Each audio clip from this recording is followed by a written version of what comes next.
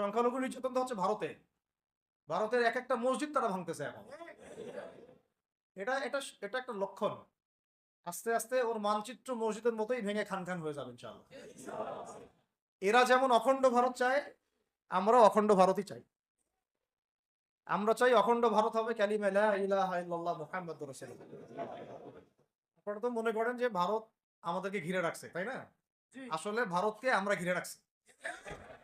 এই দিক থেকে আমরা, এই দিক থেকে চায়না, এইখান থেকে নেপাল, এখান থেকে ভুটান, এখান থেকে মায়ানমার, এখান থেকে পাকিস্তান, আর তার চেয়ে বাপ আছে আফগানিস্তান। আছে না আফগানিস্তান?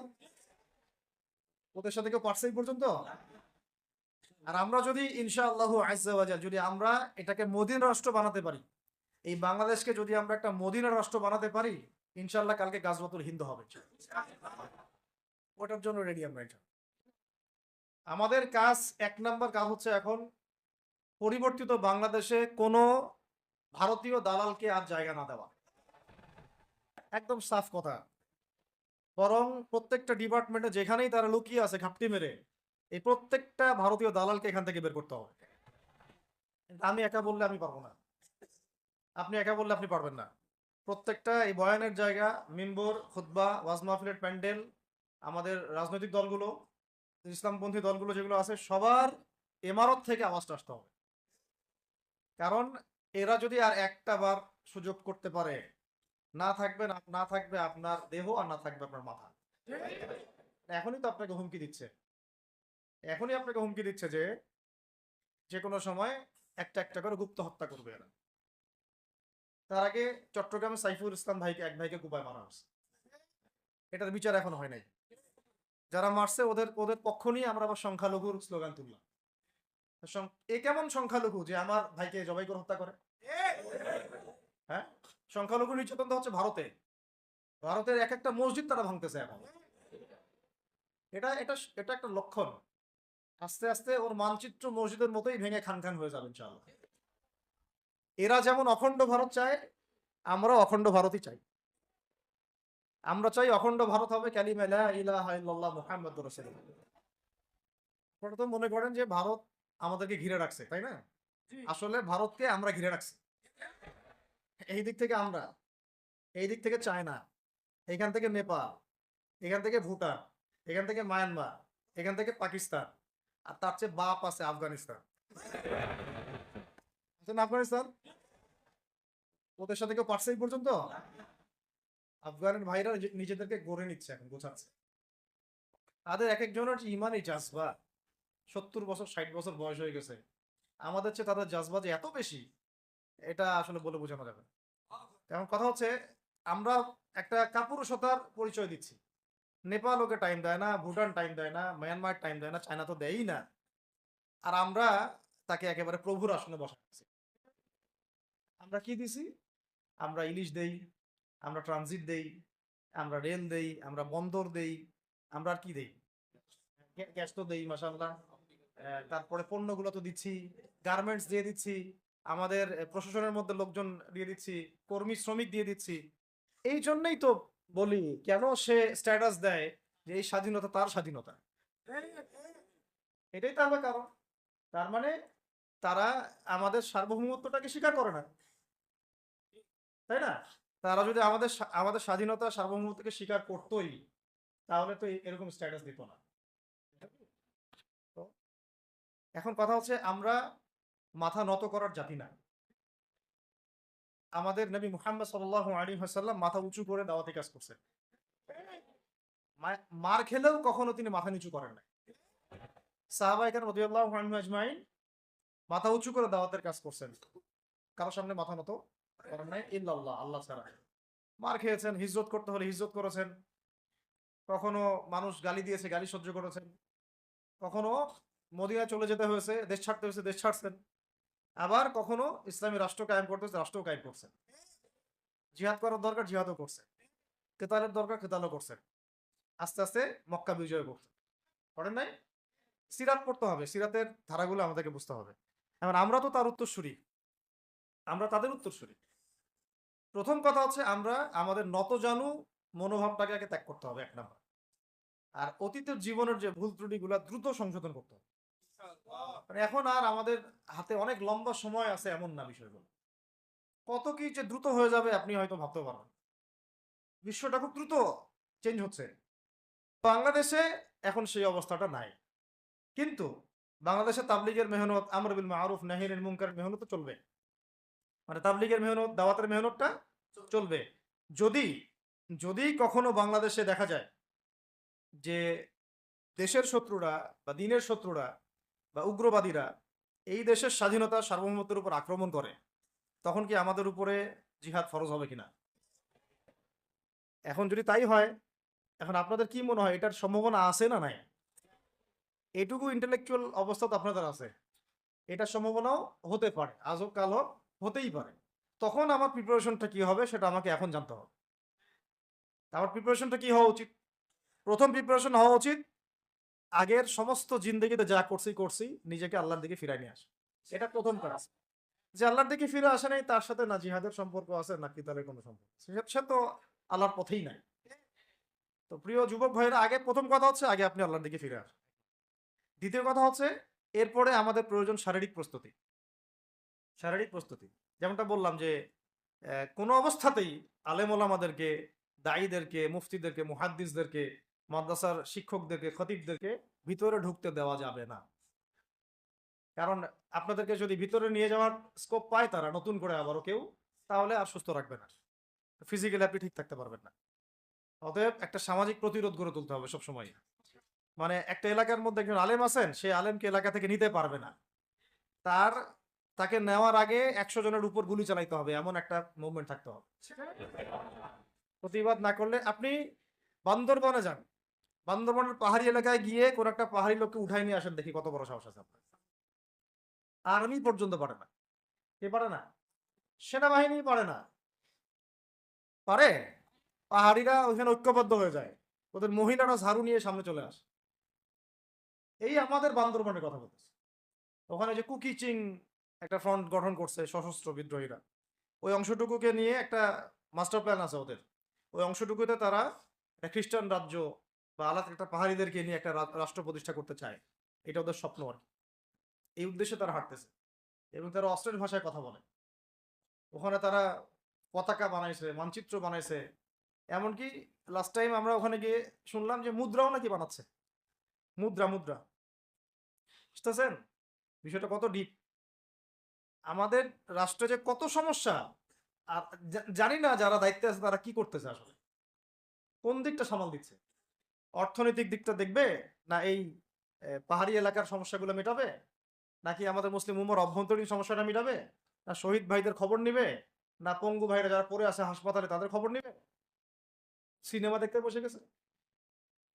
কোন আক্কেলে সিনেমা দেখেন আপনি? আপনার সিনেমা দেখার সময় কোথায়? সিনেমা দেখার সময় কোথায়?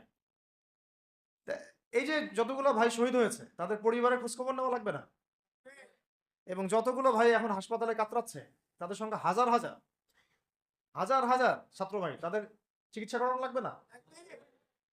যত মানুষকে গুম করা হয়েছে ওদেরকে মুক্ত করা লাগবে না? তারাও তো জানে এটা অন্যায়, এবং যারা করে তারাও বলে এটা অন্যায়।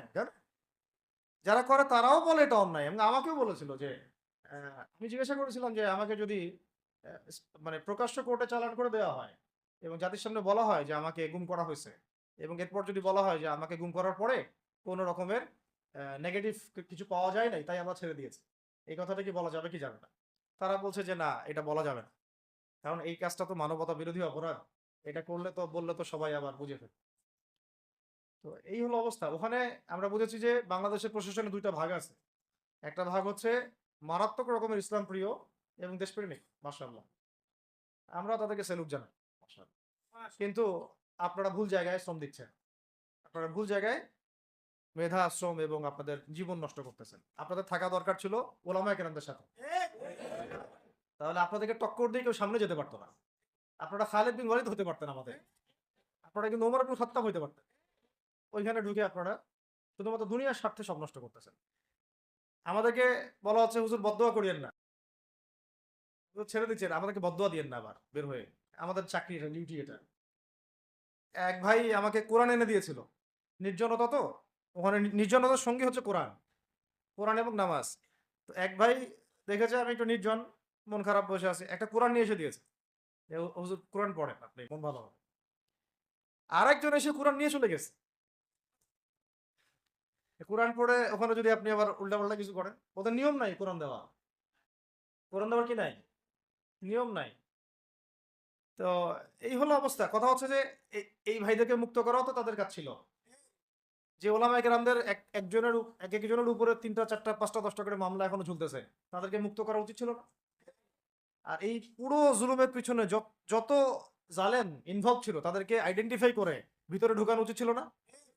হয়েছে সবকিছু? এই জিনিসগুলোর মধ্যে অনেক গ্যাপস আছে। এইগুলো যদি এভাবে চলতে থাকে, তাহলে আগামীতে আমরা যারা ইসলামিক রাজনীতি করব বলে চিন্তা করতেছি বা ইসলামকে রাষ্ট্র ক্ষমতায় নিতে চাই, আমরাও কিন্তু বেগ পাবো, ভালো রকমের বেগ পাইতে হবে। আর বিগত সময়ে আমরা অনেক ভুল করছি। যেমন, মন খারাপ করেন না এগুলো, আমরা ভুল করছি এই যে আমরা সেকুলারদেরকে অনেক বিশ্বাস করে ফেলছি, ওদের সাথে জোট করতে গেছি, ঠিক আছে, ওদেরকে আমরা ভাই বোন করার চেষ্টা করছি। আসলে এদের সাথে আর কাফেরদের সাথে কোনো পার্থক্য নেই। সেকুলারিজমে যারা আছে আর কুফার যারা, এদের মধ্যে কোনো পার্থক্য নেই। ওই কালিমা পড়া না পড়ার পার্থক্য, তো বাকি আপনার পিঠে ছুরি এরাও মারবে ওরাও মারবে। আর আমি ছোট মানুষ, ছোট জায়গা থেকে বলতে চাই যে আমাদের যে ওলামায়ে কেরামগণ মাঠে আছেন, যে রাজনৈতিক দলগুলো আপনারা মাঠে আছেন, এবার আপনারা কোনো রুটির টুকরার জন্য লড়বেন না, এবার পুরা রুটি নিয়ে লড়বেন। প্রত্যেক আসনে প্রার্থী দিবেন আপনার, যেহেতু এর বাইরে সিস্টেম এখন অন্য সিস্টেমে যাওয়ার সুযোগ হচ্ছে না, তাহলে পুরা রুটিটার জন্য লড়তে হবে আপনাদের। আমাদের টার্গেট হচ্ছে এখন একটা ইসলামপন্থী সরকারকে রাষ্ট্র ক্ষমতায় নিয়ে যাওয়া, এটা আমাদের একটা প্রধান টার্গেট। আমাদের এজেন্ডা স্পষ্ট, কোনো গোপন এজেন্ডা নাই। আমাদের কি নাই? কোনো গোপন এজেন্ডা নাই। আমরা চাই বাংলাদেশে এখন একটা ইসলামপন্থী রাষ্ট্র ব্যবস্থা গড়ে উঠুক, ইসলামপন্থী সরকার শাসন ক্ষমতায় আসুক। এটার জন্য আপনাদের সবার ভূমিকা আছে। কেউ কথা দিয়ে ভূমিকা রাখবেন, কেউ লিখবেন, কেউ বলবেন, কেউ যেভাবে হোক আপনাকে ভূমিকা তো রাখতেই হবে। কারো বসে থাকার সুযোগ নেই এখন আর। এই রাষ্ট্রটাকে ইসলামিক রাষ্ট্র হিসেবে গড়ার দায়িত্ব এখন সবার কাঁধে আসছে। আমরা আমাদের জায়গা থেকে বলতেছি, বাকি কাজ কিন্তু আপনাদেরকে করতে হবে। আল্লাহ পাক করার তৌফিক দান করে। আর ইসলামপন্থী ভাইদের আপোষের যে দূরত্ব, এটা কমায় ফেলতে হবে। এই দূরত্ব রাখা যাবে না। ইখতিলাফ আছে থাক, যদি আকীদাগত মৌলিক কোনো পার্থক্য না থাকে, আমরা তো ভাই ভাই। নাকি আমাদের চেয়ে কি মানে সেকুলার আমাদের বেশি বড় ভাই? আমাদের চেয়ে কি ওই যে নাস্তিক মুরতাদের আমাদের বড় ভাই? কমিউনিজমে যারা আছে ওরা আমাদের বড় ভাই? গণতন্ত্রপন্থী যারা একবারে কট্টর, ওরা আমাদের দিনী ভাই নাকি? আমাদের তো ভাই, সোজা কথা হচ্ছে ইন্নামাল মুমিনুনা ইখওয়া, ইন্নামাল মুমিনুনা, মুমিন যারা মুমিন, মুমিন ভাই। মুমিনে মুমিনে কি ভাই, খালাস। আল মুসলিম ওয়া আখুল মুসলিম, মুসলিমের ভাই কি?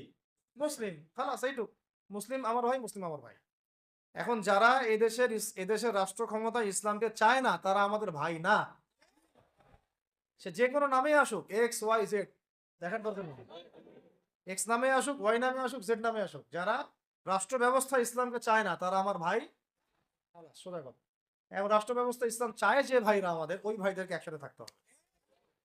আল্লাহর কসম করে বলতেছি, ইনশাআল্লাহ যদি এই ভাইরা আমরা একসাথে থাকতে পারি, এর সাথে আমরা দায়ীরা, তালেবে ইলমরা এবং আপনারা তো যুব সমাজ আছেন, আমাদেরকে টক্কর দিয়ে বাংলাদেশের রাষ্ট্র ক্ষমতায় কেউ যাইতে পারবে না ইনশাআল্লাহ।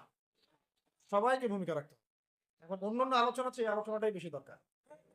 অন্য আলোচনা অনেক শুনছেন জীবনে, এখন বাংলাদেশের দরকার একটা ইসলামপন্থী রাষ্ট্র ব্যবস্থা। এর বাইরে কোনো আলাপ নাই এখন। এটা প্রতিষ্ঠা করার জন্য কি করতে হবে সেটা ফিকির করার। তো কি করতে হবে বলেন? প্রথম কথা হচ্ছে আমাদেরকে আগে বৈশ্বিক জালেমদেরকে চিহ্নিত করতে হবে। বিশ্বে কারা জালেম, এটা কি চিন্তা করা বাকি আছে?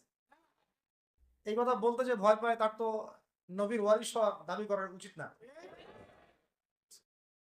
ঠিক আছে, ঠিক আছে, এখন যে মানে সম্ভাবনা শেষ হয়ে গেছে এমনও না। আর এখন সবাই প্রতিবাদের ভাষায় কথা বলতে পারে, একটা রেভলিউশন ঘটানোর মতো সিচুয়েশন বাংলাদেশে আছে। অন্তত পক্ষে আমাদের ভাইদের মধ্যে আমরা দেখেছি, ছাত্র ভাইদের মধ্যে সাহস তো মাশাআল্লাহ অবশ্যই আছে, ডেডিকেশন আছে, জীবন দেওয়ার মানসিকতা আছে। তাদেরকে খালি নার্সিং করতে হবে, জীবনটা যেন ভুল পথে না যায়। এখন আবু সাইদের রক্তের উপর দাঁড়ায় যদি কোনো সেকুলার ক্ষমতায় আসে, তাহলে এটা আবু সাইদের রক্তের সাথে গাদ্দারি হচ্ছে। এই মুগ্ধদের রক্তের উপর সিঁড়ি বানায় যদি কোনো জাতীয়তাবাদীরা আর ওই সেই গণতন্ত্রপন্থীরা, ওই ইসলামের দুশ্মনরা, ওই ভারতের দালালরাই যদি ক্ষমতায় আসে, তাহলে এটা ওদের রক্তের সাথে গাদ্দারি আছে। এই গাদ্দারি মাফ হবে না। এইটা পলাশির যুদ্ধের চেয়ে বড় মির্জাফরি হয়েছে, এটা ৭১-এর চেয়ে বড় রাজাকারী হয়েছে। আপনারা বলেন যে দেখেন, ভালো করে বুঝেন, গুম হয়েছে এক শ্রেণী, আমার কথা মন খারাপ করে না, এক শ্রেণী গুম হয়ে গেছে, এক শ্রেণী ক্রস ফায়ার, এক শ্রেণীর শাপলা চত্বরে রক্ত দিছে, তাই না? এক শ্রেণী ওলামায়ে কেরাম মামলা নিয়ে ঘুরে বেড়াচ্ছে মাথার উপরে, এক শ্রেণীর ছাত্র ভাইরা রাস্তায় শহীদ হলো, আর এক শ্রেণীর ছাত্র ভাইরা পঙ্গু হয়ে হাসপাতালে বেডে পড়ে আছে। ক্ষমতায় গেছে কারা? নতুন এক শ্রেণী। হ্যাঁ, এবং ওখানে এমন কিছু মানুষ আছে যাদের সাথে আন্দোলনের কোনো সম্পর্কই ছিল না, সম্পূর্ণ উড়ে এসে জুড়ে বসছে তারা। তাহলে এখানে ইসলামিক রাজনৈতিক দলগুলোকে সামনে রাখা যাইতো, তাদের থেকে তো উপদেষ্টা একটাও নেয় নাই। জামাত ইসলাম থেকে একটা উপদেষ্টা নিছে কিনা? হেফাজত ইসলাম থেকে কোনো উপদেষ্টা নিছে কিনা? আমাদের চরমনায় থেকে একটা উপদেষ্টা নিছে কিনা? বলেন। তার মানে রাষ্ট্র গঠনে আমাদের কোনো ভূমিকা নাই। না, আমাদেরকে বুঝাইছে যে আপনারা পরে আসেন, ইলেকশন দিব, তখন আপনারা ইলেকশন লড়েন। ইলেকশন সে কবে দেয় সেটাও দেখেন, আদৌ দেয় কিনা সেটাও দেখেন। কাকে বিশ্বাস করবেন? বিশ্বাসটা করবেন কাকে? যখন মোস্তফা সরোয়ার ফারুকীর মতো একজন উপদেষ্টা হচ্ছে, বিশ্বাসটা করবেন কাকে? সারা জীবন মানুষকে পরকে শিখাচ্ছে, তার কোন যোগ্যতায় সে উপদেষ্টা হচ্ছে? আচ্ছা, একটা কাজ করেন, এটা উপদেষ্টা করার জন্য একটা পরীক্ষা দেন না, দেখি বিসিএস এর মতো, দেখেন না এটা পাস করে কিনা। অথবা আপনি একটা কাজ করেন, ইসলামিক সেন্সিং পরীক্ষা নেন, দেখেন কোরআন তেলাওয়াত করতে পারে কিনা। কিসের ভিত্তিতে হলো? এই যে এই সমস্যাগুলো থেকে গেছে। তারপরেও যা হয়ে গেছে হয়ে গেছে। এখন আমাদের যেটা কথা সেটা হচ্ছে, আমরা তো আর কোনো বিদ্রোহে যেতে চাই না, আমরা যে শান্তিপূর্ণভাবে ইসলাম প্রতিষ্ঠা করতে। কিন্তু প্রয়োজনে যদি তারা মানে আমাদের উপর জুলুমের ভাষা বেছে নেয়, তাহলে আমরা অবশ্যই এবার প্রতিবাদের ভাষা বেছে নিব ইনশাআল্লাহ। এই জন্য সবার আগে জরুরি হচ্ছে যুবকদেরকে এক কাতারে থাকা, ইসলামপন্থী ভাইদের সাথে থাকা, ইসলামী সংগঠনের সাথে থাকা, এবং নাম XYZ যেটাই হোক না কেন, নাম XYZ হতে পারে, আপোষে ভাই ভাই হয়ে থাকা। এটাতে যদি ভাই আমরা এবার ভুল করি, আল্লাহর কসম করে বলতেছি, আল্লাহ না করুক, এরপরে যদি মায়ের আসে, না আপনি বাঁচবেন না, আমি কেউই না, ইনশাআল্লাহ ওই দিন আসবে না। আর আমরা যদি ইনশাআল্লাহু আজ্জা ওয়া জাল যদি আমরা এটাকে মদিনা রাষ্ট্র বানাতে পারি, এই বাংলাদেশকে যদি আমরা একটা মদিনা রাষ্ট্র বানাতে পারি, ইনশাআল্লাহ কালকে গাজওয়াতুল হিন্দ হবে ইনশাআল্লাহ। ওটার জন্য রেডি আমরা ইনশাআল্লাহ। পাকিস্তানের কাছে কিছুই নাই, আছে খালি 10টা 12টা পারমাণবিক, তাতেই ভয়ে কাঁপতে থাকে। চায়না খালি একটু ভয় দেখায় যে আগাইলে কিন্তু সিকিম নিয়ে নিব, আগাইলে কিন্তু চিকেন নেক গিলে ফেলবো। চায়নার ওই ছোট ছোট যোদ্ধাদের কাছে যে মাইটটা খায়, আর আমাদের এখানে দেখা যায় যে সীমান্তর মধ্যে একটা একটা কৃষক যদি সীমান্ত থেকে দূরেও হাল চাষ করে, ওকে গুলি করে মেরে ফেলে। ফেলানে ফেলানির কথা ভুলে গেছেন আপনারা? আর আমাদের বন্যা, এরকম কতগুলো মানুষকে সীমান্ত হত্যা করে মারা হয়েছে। আজকে গুগলে গিয়ে সার্চ করে দেখেন কতগুলো মানুষকে বিগত 15 বছরে সীমান্ত হত্যা করা হয়েছে। এখানে আমাদের স্বাধীনতার প্রশ্ন আসে না, এখানে গণতন্ত্রের কথা আসে না, সার্বভৌমত্বের কথা আসে না, না, বরং তারা ক্ষমতার জন্য ওদের কাছে ইমান বিক্রি করে দিয়েছে।